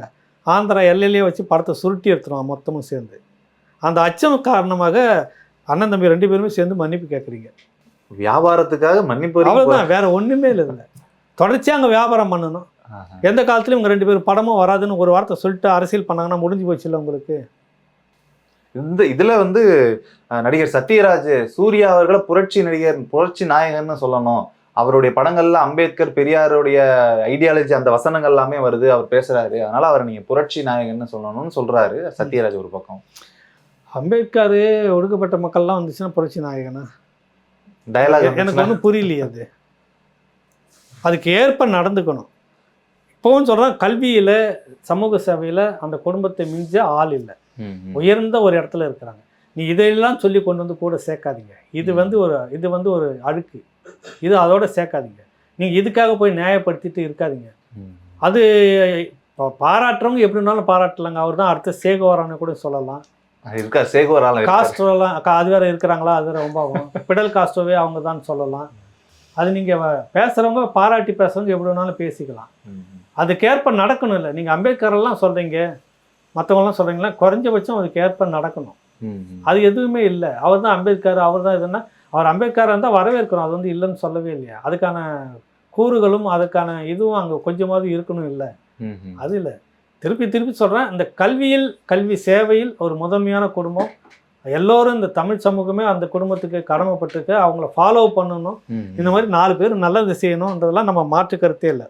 ஆனால் இதெல்லாம் சொல்லி பார்க்கும்போது 2ம் ஒப்பிடாதீங்கன்னு சொல்ல வரேன். முதலமைச்சர் மு.க. ஸ்டாலினிடம் செய்தியாளர்கள் கேள்வி கேட்கும்போது அமைச்சரவையில் மாற்றம் இருக்குமா, துணை முதலமைச்சர் பதவி எப்போ உதயநிதி ஸ்டாலின் கொடுக்க போறீங்கன்றத கேட்கும்போது மாற்றம் இருக்கும், ஏமாற்றம் இருக்காது அப்படின்னு எதுகை மோனையில பதில் சொல்லிட்டு அது ஒன்றும் இல்லை, எதுக்கு மோகன் இல்லை, அது 2 லைன்ல அது வந்து திருக்குறள் மாதிரி அவர் ஒரு விளக்கத்தை சொல்லிட்டார். என்னன்னா ஏமாற்றம் இருக்காது. அதாவது உதயநிதி துணை முதலமைச்சர் எல்லாரும் எதிர்பார்க்கறாங்கல்ல, அதுல ஏமாற்றம் இருக்காது. ஓகே, மாற்றம் இருக்கும். அது என்ன மாற்றம்? அமைச்சரவையில மாற்றம் இருக்கும். புரியுதுல்ல? அதுதான் சொல்ல வர்றாரு. இல்ல சீனியர் எல்லாரையும் செட் பண்ணிட்டாங்களா தெரியல. அமைச்சரவையில் மாற்றம் இருக்கும். ஆனா ஏமாற்றம் இருக்காருன்னா உதயநிதி துணை முதலமைச்சர்ன்றதுல ஏமாற்றம் இருக்காது. அதில் நான் வந்து உங்களை வந்து இது பண்ணிடுவேன். மாற்றம் இருக்கும். அந்த மாற்றத்தில் மனக்கசப்பு வருதா வரலையா அது வேற விஷயம், அது அப்பாற்பட்டது. துரைமுருகனு கூட துணை முதலமைச்சர் பதவிக்காக உதயநிதிக்கு பச்சை கொடி காட்டு தான் சொல்றாங்க. ஓஹோ, எந்த அளவுக்கு என்னன்னு தெரியல. எல்லாருக்கும் சரின்னு தான் சொல்லி ஆகணும். ஏன்னா இப்போ கட்சி அதிகாரம் முழுக்க அவங்க கிட்ட இருக்குது. நீக்கிட்டாங்கன்னா நாளைக்கு வந்து வெறுமனே தான் நிற்கணும். முன்னேற இடத்துக்கு போய் அரசியல் செய்யறதுலாம் இதுக்கு மேலே இந்த வயசுக்கு மேலே போய் முடியாது. அடுத்து தன்னுடைய மகனுக்கும் உள்ள வந்து அதிகாரத்தில் நீடிச்சுக்கிட்டு இருக்கணும். எல்லாருடைய வாரிசும் உள்ள இருக்குது. அப்புறம் இன்னைக்கு உங்களை நீக்கிடுவாங்க. ஒரு 6 மாதம் கழிச்சு அங்கேயும் மட்டம் தட்டி வச்சாங்கன்னா அவன் வெறுத்து போய் கட்சியை விட்டு வெளியே வர மாதிரிலாம் பண்ணுவாங்க. தெரியும்ல உங்களுக்கு? தொடக்கத்தில் வைகோ அவர்கள் மாதிரி தானே பண்ணாங்க. வைகோலாம் அப்போ வந்து கட்சி விட்டு ஒதுக்கணும்னு முடிவுக்கு வந்துட்டோடனே முரசொலி மாறன் இவங்கெல்லாம் கூட்டு பிளான் வந்து ஸ்டாலினுடைய வளர்ச்சி வைகோவால் பாதிக்கும். இளைஞர்கள் எல்லாருமே வைகோ பக்கம் போயிட்டு இருக்காங்க திரண்டு. இன்னைக்கு சீமான் பக்கம் போகிறாங்களா, கூட்டம் நடக்குதுன்னா கூட்டம் ஜேஜேன்னு போய் கேட்குறாங்களா, அந்த மாதிரி வைகோ பின்னாடி எல்லாமே நாங்களாம் அப்படி போயிருக்கிறோம். அப்போ திமுகவுக்கு ஒரு பெரிய அச்சம் வருது. அதனால என்ன பண்ணுறாங்க, அவரை நோக்கடிக்கணும் அப்படின்றப்ப வைகோ அப்படின்றத பற்றி வேகோ அப்படின்ற மாதிரி வெற்றி கொண்டாங்க. வைகோ அது வந்து விஏகோ வேகோன்ற மாதிரி இதெல்லாம் பெருசாக அதே 8 போஸ்ட் இருந்து 8 ஷீட்டுன்னுவாங்க. 8 பிட்டு வந்து போட்டு அந்த அளவுக்கு போட்டு திடீர்னு எங்கே பார்த்தாலும் வைகோவுக்கு பதிலாக வேகோ இப்படி பண்ணிட்டு இருந்தாங்க. அவரை பிரபகண்டா பண்ணுறாங்க, அவர் தான் முக்கியமான ஆள் அப்படின்ற மாதிரிலாம். இப்படிலாம் பண்ணாங்கன்னா அந்த மாதிரி இப்போ 4 பேருக்கு பண்ணாங்கன்னு வச்சுக்கோ, 4 கட்சி தலைவருடைய வாரிசுகளுக்கும் கட்சி தலைவர்களுக்கும் அவங்களா புட்டுக்கிட்டு போயிடுவாங்க. அதுக்கு அடுத்த கட்டம் தான் வந்து டெல்லியில் வந்து சொல்லி அதுவே வந்து முரசொலி மாறன் சுப்பிரமணிய சாமி உங்களோட பிளான் பண்ணி தான் விடுதலை புலிகளால் கருணாநிதிக்கு ஒரு ஆபத்து இருக்குன்னு உள்துறை மூலமாக ஒரு ரிப்போர்ட் வந்த மாதிரி இங்கே கொடுக்க வச்சு திருச்சி வேலுசாமி அவருடைய தூக்கு கயிற்றில் நிஜம் அந்த புத்தகத்தில் ராஜீவ் கொலை தூக்கு கயிற்றில் நிஜம் புத்தகத்தை ஒரு அத்தியாயத்தை இதெல்லாம் சொல்லியிருப்பாரு. இதெல்லாம் டெல்லியில் நாங்கள் செய்துட்டு சுப்பிரமணிய சாமி அப்பெல்லாம் ஒன்றா இருந்தாங்க. ஜனதா கட்சி சேர்ந்து பண்ண பிளான் இப்படி ஒன்று நடக்க போகுதுன்றதை நான் வைகோ விட்ட முன்கூட்டியே சொன்னேன். உன்னை கட்சி விட்டு தூக்க போகிறாங்கய்யா, ஒரு பிளான் நடக்குது நான் சொன்னேன் நான் அப்படின்னாரு. அதுக்கு வந்து மறுப்பு எதுவும் சொல்லலை அப்படின்ற மாதிரிலாம் சொல்லிட்டு இருந்தாங்க. ஒரு கட்டத்தில் நான் ஒரு புத்தகம் வெளியிட்டு இருந்தேன், சிவராசன் டாப் சீக்ரெட்டுன்னு. அதே ராஜீவ் கொலை விஷயமாக தம்பி இந்த 7 பேரில் ஒருத்தர் இராப்போ ரவிச்சந்திரனுடைய புத்தகம். அந்த வெளியீட்டு விழாவில் எல்லாரும் வரிசையாக வந்து உட்காந்துட்டு இருக்கிறாங்க. வைகோவும் இருக்கிறாரு, திருமாவளவன் இருக்கிறார், சீமான் எல்லாருமே உட்காந்துட்டு இருக்கிறாங்க. அப்போ திருச்சி வேலுசாமி சொல்கிறாரு, இந்த மாதிரியான ஒரு சதி இருப்பதாக நான் சொன்னேன்றப்ப இன்றைக்கி நம்ம அந்த வீடியோ இருக்குது யூடியூப்பில் பார்த்தா வைகோ ஆமாம் தலையாட்டுவார், அக்னாலேஜ் பண்ணுறாரு உனக்கு. ஆமாம், அந்த மாதிரிலாம் நடந்தது. இப்போ இந்த டீமுக்கெல்லாம் துரைமுருகன், பொன்முடி, கே நேரு எல்லாம் வாரிசுகள்லாம் வந்துட்டாங்கல்ல. கட்சி அதிகாரம் அவங்க பவர் அங்கே தானே இருக்குது. நீக்கலை, மனசு நோக்க இருட்டடிப்பு பண்ணிகிட்டே இருந்தோம்னா நீங்கள் என்ன பண்ணுவீங்க? நடக்கும்ல, நடக்கும். அதனால இதை வந்து எதுக்கு அவங்க பெரிய நம்ம பிள்ளையும் இருக்கிறாரு அவங்க பிள்ளையும் இருந்துக்கிட்டோம் அப்படின்னு பச்சை கொடி எல்லாருமே காட்டியிருப்பாங்க. அது ஒன்றும் பிரச்சனை இல்லை. அதுக்காக தான் சொன்னாரு மாற்றம் இருக்கும், ஏமாற்றம் இருக்காது. என் புள்ள தான் வந்து துணை முதலமைச்சர் அப்படின்னு நீங்க எல்லாம் நம்புறாங்க இல்லை, எல்லாம் பேசுகிறீங்களா, அதெல்லாம் ஏமாற்றம் இருக்காது. மாற்றம் இருக்கும், மந்திரி சபையில மாற்றம் இருக்கும். நம்ம போன புதன்கிழமை பேசும்பொழுது அறிவிக்க போறாங்க அப்படின்னு செய்திகள் எல்லாமே பரபரப்பா போயிட்டு இருந்துச்சு. ஆனா அறிவிக்காம போனதுக்கு என்ன காரணமா இருக்கு? அன்னைக்கு முடிவு பண்ணுறாங்க, அவங்க கிட்டத்தட்ட பண்ணிடலான்னு இருக்கிறாங்க. நேரம் கடந்து போகுது. நேரம்னா அந்த நல்ல நேரம் கெட்ட நேரம்லாம் இருக்குது இல்லை. திமுக அதெல்லாம் பார்க்க மாட்டாங்க. சொன்னது பகுத்தறிவு அப்படின்னு அப்படி ஒன்று இருக்குதோ. பகுத்தறிவு பகலவனை தலைவராக கொண்டவர்கள் அவங்க ஏன் அந்த நேரங்களெல்லாம் பார்க்குறாங்க? குறிப்பிட்ட நாளில் மட்டும் ஏகப்பட்ட வேட்புமனுகள் ஒரு இருக்குது. உனக்கு ஒரு 10 நாள் வேட்புமனு தாக்கல் இருக்குது. அன்றைக்கி தான் 4 நல்ல நாள் ராசின்றப்போ ஒட்டுமொத்த வேட்புமனு அன்றைக்கி போய் தாக்கல் பண்ணது எப்படி? கட்சியில் கொடுக்குறது எப்படி? அது நல்ல நேரம் கெட்ட நேரம் பார்க்காம இதெல்லாம் பண்ணாமல் தான் பண்ணீங்களா? இதெல்லாம் இல்லாமல் தான் இப்போ கோயிலில் யாகம் வளர்த்தீங்களா? சொன்னது பகைவர்களை வீழ்த்துவதற்கு தான் யாகம் அது. அதெல்லாம் நல்ல நேரம் சத்ரு ஏதோ ஒன்று தெரியல. அப்போ அதுக்கெல்லாம் நல்ல நேரம் கெட்ட நேரம் பார்க்காத தான் பண்ணிட்டு இருக்கிறீங்களா? அன்னைக்கு அதை தான் ஒரு முடிவு இருந்தது, தவறிச்சு. அதுக்கு அடுத்ததுல மாறிச்சுன்னா நல்ல நேரம் இல்லை, அப்புறம் முழுக்க தேய்விரை வருது. இப்போ அதனாலதான் அன்னைக்கு தேய்விரை முடிகிற வரைக்கும் அறிவிக்க மாட்டாங்க. நீங்க வேணா பாருங்க. சரி, இப்போ நீங்க அறிவிச்சிட்டாங்கன்னா நம்ம மொட்டை அடிச்சுக்கலாம். பெரியாரை பார்க்குறவங்க தானே, சரி, நல்ல நேரம் கேட்ட நேரம் பார்க்காதவங்க தானே. ராகு காலத்துல இந்த தேய்பிரை நாள்ல அதுவும் ராகு காலமா பார்த்து பெரியாருக்கு எதிராக நாங்கள் வந்து பெரியாருடைய புரட்சி பாதையில தான் இருக்கோம். திராவிடியன் ஸ்டோக் பெரியார் பணின்னு போட்டுக்கிறதுலாம் கரெக்டா அப்படி நீங்க பண்ணீங்கன்னாக்கா ராகு காலத்துல பதவி ஏற்றுருங்க. நடக்காதா? செய்து காட்டு. இந்த பாவம் இப்போ தேய்பிரை தானே ஓடிட்டு இருக்குது. இப்போ அறிவிச்சிடறேன், நாளைக்கே கூட. இன்னைக்கும் நாளைக்கு அஷ்டமின்னு நினைக்கிறேன். ஆமா, அறிவிச்சிருங்களா? தேய்பிரையில நீங்க அறிவிச்சிருங்களா? போயிட்டு திரும்ப வளர்பிற வரப்போ வரும் பாருங்க. சார், இன்னமும் இணையங்கள்ல பகுத்தறிவு பகலவன், நாங்க வந்து நல்ல நேரம் கெட்ட நேரம் அதெல்லாம் பாக்குறது கிடையாது, கடவுள் மறுப்பு பேசுகிறோம், இப்படி இருந்துட்டு இந்த மாதிரி சொல்றீங்க. யார் கடவுள் மறுப்பு பேசுறாங்க? பெரியாரிஸ்டுகள், திமுகவில் இருக்கக்கூடியவர்கள். பெரியாரிஸ்டுகள் யாரும் இப்போ வந்து ஜோசியம் பார்க்கறதில்ல, ஜாதகம் பார்க்கறதில்ல, நல்ல நேரம் கெட்ட நேரம் பார்க்கறதில்லன்னு யார் இருக்காங்க? அவங்க குடும்பம்லாம் பண்ணிட்டு தானே இருக்கு. அது எங்கள் குடும்பம் வேறத்தோட நாங்கள் வெளியில் கொள்கையை பேசுவோம் தொடர்ந்து பேசுகிறாங்க இல்லையா. அவங்க தனிப்பட்ட கருத்தை நாங்கள் வந்து உடைக்க விரும்பவில்லை. அது அவங்களுடைய சுதந்திரம். அவங்க வீட்டுக்கு சுதந்திரம் எல்லாம் வச்சுட்டு ஊருக்கு பிரச்சாரம் பண்ணிட்டு இருக்கு. அதுதான் சொல்கிறேன், அவங்கள பின்பற்றக்கூடிய தொண்டர்கள் அந்த நிர்வாகிகள்லாம் நம்புறாங்க இல்லையா. அவங்களாம் ஏமாந்துட்டு தான் இருக்காங்க. ஏமாந்தா எதனா புதுசாக கேள்வி கேட்குறீங்க? இப்படி தானே ஏமாத்திட்டு இருக்கிறாங்க அரை நூற்றாண்டுகளுக்கு மேலே. ஒரு பக்கம் பெரியாரும் வச்சுக்க வேண்டியது. பெரியார் மட்டும் இப்போ உண்மையிலே வந்தாருன்னு வச்சுக்கோ, அவர் மேலே எதனா ஒரு கேஸு போட்டு உள்ளே உட்கார வச்சுட்டு, பெருசு ஒன்றால் எங்களுக்கு பெரிய தொல்லை, நீ பண்ணிட்டு போன வேலை இருக்குது, இந்த பக்கம் வந்து எங்களுக்கு இப்படி பார்க்குறாங்க, இந்த பக்கம் இப்படி பார்க்குறாங்க, பேசாமல் உட்காந்து ஒரு 6 மாதம் அப்படின்னு பண்ணிவிடுவாங்க. பெரியார் கொள்கையை இவர்கள் நடைமுறைப்படுத்துகிறாங்கன்னா எங்கெங்கெல்லாம் நடைமுறைப்படுத்துகிறாங்கன்னு சொல்லுங்கள். கேட்டால் அண்ணாவுடைய கொள்கையை தான் நாங்கள் எடுத்துக்கிறோம். ஒன்றிய குலம் ஒருவனே தேவன். யார் அந்த ஒரு குலம், யார் அந்த ஒரு தேவன்? இங்கே இந்து முஸ்லீம் கிறிஸ்டின் ஏகப்பட்ட சாமி இருக்குது. அப்போ ஒரு குலம்னு வச்சுக்கிட்டா ஒரு தேவைன்னா எந்த தேவைன்னு நீங்கள் முடிவு பண்ண போகிற? வருதா உங்களுக்கு? வருதுங்களா? ஒன்றிய குலம்னாக்கா அப்புறம் ஏன் சாதி வாரி கணக்கெடுப்புன்ற விஷயத்தில் நீங்கள் தயங்குறீங்க? அப்புறம் ஏன் சாதியை பார்த்து வேட்பாளர் நிறுத்துறீங்க? அப்புறம் ஏன் சாதியை பார்த்து ஒன்று ஒன்றா நீங்கள் செய்துட்டு இருக்கிறீங்க? அது சமூக நீதியில இடம் கொடுக்கணும், எல்லாருக்கும் பகிர்ந்து கொடுக்கணும். அதான் ஒரு குலம் ஒன்றுன்னு ஆகிப்போச்சு இல்லை. அப்புறம் அதெல்லாம் பார்க்கக்கூடாது இல்லை, நீங்கள் மாற்றி இருக்கணும் இல்லை. பேசுறது எது வேணாலும் பேசிக்கிட்டு வரலாம். எங்ககிட்ட தான் பெரியார் சொல்லிட்டு போனது ஒன்று இருக்குது, அண்ணா சொல்லிட்டு போனது ஒன்று இருக்குன்னு பேசிக்கிட்டே இருப்போம். அண்ணா பெரியார் படித்ததால் தான் நிறைய பேர் சொல்கிறாங்க. பெரியாரை படித்ததால தான் நிறைய பேர் இப்போ விமர்சிக்கவே முடியுது. பேச்சுக்கும் எழுத்துக்கும் சம்மந்தமே எல்லாம் சொல்லிட்டு போனது நீங்கள் ஒன்று கூட பண்ணாமல் இப்படியே உருட்டிக்கிட்டு இருக்கிறீங்களாப்பா. இன்னும் மூட நம்பிக்கைகள்லாம் இருந்துக்கிட்டே இருக்குது உங்ககிட்டயே. புரியுதில்லை? அதான் கேட்குறோம். ஒன்றிய குலம் அண்ணா பாதை கேட்டால் நாங்கள் பெரியார் இல்லை, அண்ணா பாதையில் தான் நாங்கள் இருக்கிறோம். பெரியார் பாதை அந்த ட்ராக்கில் போயிட்டு இருக்குது. அண்ணா பாதை நாங்கள் நடந்து வர பாதை. அண்ணா பாதை அமைஞ்சுக்கிறீங்க. ஆமாம், அது வந்து இந்த பக்கம் கிழக்கு நோக்கி போகுது, இது மேற்கு நோக்கி போகுது, நாங்கள் கிழக்கால தான் போகிறோம் அப்படின்லாம் விதவிதமாக பேசுறதுல பேசுவாங்க நம்ம தோழர்கள்லாம். நடிகர் விஜயின் தமிழக வெற்றிக் கழகத்தின் முதல் மாநாடு அக்டோபர் 23ஆம் தேதிக்கு உறுதி செய்யப்பட்டிருக்கிறது. அதற்கான வேலைகளும் நடந்து கொண்டிருக்கிறது. ஒரு பக்கம் அந்த கட்சியினுடைய செய்தி தொடர்பாளர் ஒருத்தர் பேசும்போது, திமுக எங்கள் மாநாட்டிற்கு எந்த அளவுக்கு இடையூறு ஏற்படுத்த முடியுமோ அதெல்லாம் ஏற்படுத்துறாங்க அப்படின்றத சொல்லியிருக்காரு. தெரிஞ்ச விஷயம் தானே உங்களுக்கு. தமிழ்நாட்டில் இது வரைக்கும் எத்தனையோ கூட்டங்கள் நடந்துச்சு. இந்த கண்டிஷன் சொல்லிட்டு 23, 32, 31, 32 கண்டிஷன்றது இப்போதான் முதலாக வந்திருக்குது. இதுக்கு மத்தியிலேயே இவங்க ஒரு மாநாடு போட்டாங்க. இப்போ முப்பெரும் விழா, விழா ஒன்று. அதுக்கு எந்த கண்டிஷன் பார்த்து வண்டி வாகனங்கள் நிறுத்த எங்கே இருக்குது? YMCAக்குள்ளார கூட்டத்தை வைக்கிறீங்க.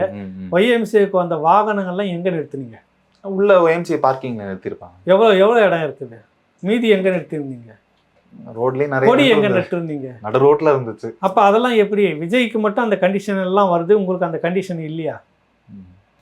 ஒரு உத்தரவுன்னா அதை நீங்க முதல்ல நீங்க தான் கடைபிடிக்கணும். இப்ப பெங்களூர் நம்ம போயிருந்தோம், ஆமா, சுத்திக்கிட்டு இருந்தோம். எங்கேயாவது ஒரு போஸ்டர் பார்த்தோமா? பிட்டு போஸ்டர் கூட கட்சி கொடியை பார்த்தோமா? எங்கேயுமே ஆளுங்கட்சி கொடி எதனா பார்த்தோமா? நாங்க தான் அதிகாரத்துல இருக்க, மாநிலத்தின் கொடி இருந்துச்சு. இதை சொல்ல வரேன், நாங்க தான் அதிகாரத்துல இருக்கணும். ரோட்டு நடுவில் வந்து ஒட்டிட்டு போனதெல்லாம் இருந்துச்சாங்க? இங்க இருக்குது. அதே மாநகராட்சியினுடைய கண்டிப்பெல்லாம் இங்கே இருக்குது. இங்கே ரோட்டில் நடு ரோட்டில் வந்து இந்த மிஷின் வச்சு ஓட்டை போட்டு கம்பை நட்டு எங்கள் தலைவர் கொடி இங்கேத்தான் நடுவுன்னு ரோட்டில் ஓட்டை போட்டு நடுறது இன்றைக்கி அழிச்சாட்டியம் பண்ணிட்டு இருக்கிறீங்க. எதுக்கு கொத்துறீங்க ரோட்டை, எதுக்கு மூடுறீங்கன்னே தெரியலன்றாங்க அவங்க ஆளுங்க. துறைமுருகனே சொல்கிறாரு, அவர் தொகுதியில் எதுக்கு கொத்துறாங்க எதுக்கு மூடுறாங்கன்னே தெரியல, தத்தி போக வேண்டியதாக இருக்குது. இவர் ஏதோ வெளிநாட்டில் இருந்து வந்தவர மாதிரி, இந்த நாட்டுக்கு இவருக்கும் சம்மந்தம் இல்லைன்ற மாதிரியும், திடீர் தான் இன்றைக்கி வந்த மாதிரியும். அது கட்சியில் இருக்கிற அதிகாரிங்க உங்கள் கட்சி ஆளுது, நீங்கள் அதில் ஒரு மெம்பர், நீங்கள் அதில் ஒரு முக்கியமான நிர்வாகி, அதில் நீ ஒரு மந்திரியாக வேறு இருக்கிற, இவரே சொல்றாரு, எம்எல்ஏ வேற அதை சொல்லு, இவரே சொல்றாரு இந்த மாதிரி. அப்போ இந்த அளவுக்கு இங்கே சென்னை மாநகராட்சியை வச்சுக்கிட்டு ஏதாவது ஒரு உத்தரவு போகிறீங்கன்னு நீங்கள் முதல்ல நீங்கள் கடைப்பிடிச்சு நீங்கள் அதில் ஸ்ட்ரிக்டாக இருந்தால் தான் பார்க்குறவனுக்கு இல்லைப்பா நியாயமாக தான் அந்த அரசு செயல்படுதுன்னு. பெங்களூரில் ஒரே கொடியை தான் நம்ம பார்த்தோம் 2 மணி நேரத்தில். அந்த எல்லையில் பறந்துக்கிட்டு இருந்தது, உள்ளார ஒரு முக்கியமான இடத்துலலாம் பறந்துட்டு இருந்தது. அது அந்த மாநிலத்துக்கு உண்டான கொடி. ஆட்டோ ஸ்டாண்டு குறிப்பாக அந்த மாநிலத்தினுடைய பொது பிரச்சனைன்னு வரப்ப எல்லா கட்சிக்காரனும் அந்த கொடியை தான் தூக்கிட்டு வராங்க. நமக்கு அந்த மாதிரி எதனா இருக்குதா? இல்லையே. ஏன்னா நீங்கள் அதுதான் சொல்ல வர்றது, புரிதல் அடிக்கடி சொல்கிறாங்கல்ல, இங்கே யாரை ஆள்றதுன்னு ஒரு எழுச்சி ஏற்பட்டுறக்கூடாதுன்றதுல உறுதியாக இருக்கு. நீங்கள் அதில் காய் அடிக்கிறது தான் கவனமாக இருக்கிறீங்க. ஏன்னா சிந்துவெளி நாகரிகம் வந்து தமிழர் நாகரிகம்னு உலகம் முழுக்க சொல்லிட்டு இருக்கிறது, நாங்கள் திராவிட நாகரிகம்னு அதுக்கு ஒரு பட்டிமன்றம் வேறு நடத்துகிறீங்க. நீங்கள் எப்படிப்பட்ட ஆளுங்க சொல்லுங்கள்? இதெல்லாம் காலம் வந்து மாறிக்கிட்டு இருக்குது, ஒரு நாளுக்கு முழுக்க மாறும். உலகத்தில் எவ்வளோ இடம் மாறி இருக்குது, எவ்வளோ பெரிய விஷயங்கள்லாம் தூக்கி கயிறு கட்டி இழுத்துன்னு போனதெல்லாம் நடந்திருக்கு. இங்கேயும் நடக்காமல் போயிடுமா ஒரு நாளைக்கு? இலங்கையில் அதிபர் தேர்தல் நிறைவு பெற்று புதிய அதிபர்லாம் தேர்வு செய்யப்பட்டிருக்கிறார். அந்த புதிய அதிபர் இந்தியாவுக்கு சாதகமாக இருப்பாரா, இல்லை இந்த சைனா ரஷ்யாவுக்கு சாதகமாக இருக்க போகிறாருன்ற ஒரு பேச்சும் போயிட்டு இருக்கு. கள நிலவரம் எப்படி இருக்கும்? இல்லை, இதில் வந்துட்டு சீனாவுக்கு ஆதரவாக சீனாவுக்கு ஆதரவாகத்தான் இருப்பார். இல்லை இந்தியாவுடைய இன்னொரு முகமாக இருப்பார். ரெண்டுக்கும் சாதகமாக தான் அவர் ஆட்சி நடத்தி ஆகணும், இப்படிலாம் பேசுகிறாங்க. கடந்த காலங்களில் அவர் இப்படி இருந்தார், தமிழ் விரோத போக்குற அப்படின்னு நிறைய கேள்விகள், அடுக்கடுக்காக விமர்சனங்கள். இதை நாம் பேசுகிறத விட கம்யூனிஸ்ட் கட்சியில் மிக மூத்த தோழராக இருக்கக்கூடிய சி மகேந்திரன் அவர்கள், குறிப்பாக ஈழ மக்கள் பிரச்சனையில் மிகப்பெரிய திருப்பு முனை வர்றதுக்கான முயற்சியை எடுத்தவர்கள் அவர் ஒருத்தர். ஒரு நீண்ட நெடிய காலம் 17 வயசில் கம்யூனிஸ்ட் கட்சியில் சேர்ந்து இப்போ வரைக்கும் கம்யூனிஸ்ட் கட்சியில் இருந்துட்டு இருக்கிற மூத்த தோழர், சர்வதேச நாடுகளுடைய மாற்றங்களை பற்றி நல்லா உன்னிப்பாக கவனிக்கக்கூடியவர். அவரை வச்சு ஒரு நேர்காணல் எடுத்தால் தான் இதுக்கு சரியாக இருக்குன்றதாக முதலாக ராவணாவில் இந்த ஈழ பிரச்சனைக்காக வேண்டி இந்த இது குறித்த ஒரு விரிவான பேட்டி எடுத்திருக்கு. தமிழ் மக்கள் அவசியம் மறக்காமல் அந்த நேர்காணலை பாருங்கள். நிறைய விஷயங்கள் புது தகவலாக அதை சொல்லியிருக்கிறார். இது தமிழ் மக்கள் இந்த நேரத்தில் செய்ய வேண்டியதுன்னா, செயல்பட வேண்டியதுன்னா, வைக்க வேண்டிய கோரிக்கைகள் என்னவா இருக்கணும், அங்கே இருக்கக்கூடிய அரசியல் மாற்றங்கள் எப்படி, ஜேவிபி மட்டுமே அதிகாரத்தில் இருக்கிறதா, அவர்களுடன் சேர்ந்தவர்கள் யாரெல்லாம் இருக்காங்க, அவங்க எப்படிப்பட்டவர்கள், இப்போ இருக்கக்கூடிய அரசியல் சூழ்நிலை எப்படி இருக்கிறது, நாடு என்ன நிலையில் இருக்குது, மிக தெளிவாக அலசி ஆராய்ந்து இருக்கிறார். அதனால் மகேந்திரன் தோழர் சி மகேந்திரன் கம்யூனிஸ்ட் கட்சியினுடைய ஒரு மூத்த தோழர் அவருடைய நேர்காணல் இருக்குது. அதை பார்த்துட்டா விளங்குன்னு நான் நினைக்கிறேன். சரி, அதன் மீது ஒரு விமர்சனம் வரட்டும், அதுவே சரி அப்படின்னு நம்ம சொல்ல வரல, அதன் மீதான விமர்சனம் வரட்டும், சரி தவறு என்பதை தமிழ் மக்களை முடிவு பண்ணட்டும் அப்படின்றத நம்ம சொல்ல வரோம். சரி, பல்வேறு தகவல்களை பகிர்ந்தமைக்கு எங்களுக்கு நன்றி. ரொம்ப நன்றி ராகவ், வணக்கம். இன்னொரு முக்கியமான விஷயம், முதல்ல சொன்னல அந்த 2 நிகழ்ச்சி, மருத்துவர் ஒரு சட்ட வல்லுநர் 2 பேருக்கான 2 நிகழ்ச்சி, அதிலே வந்து அந்த கேள்வியை கேட்பதற்கான இமெயில் முகவரி, வாட்ஸ்அப் எண்ணும் கொடுத்துருக்கேன். உங்களுடைய கேள்விகளை அதில் அனுப்புங்க மறக்காமல். நன்றி, வணக்கம்.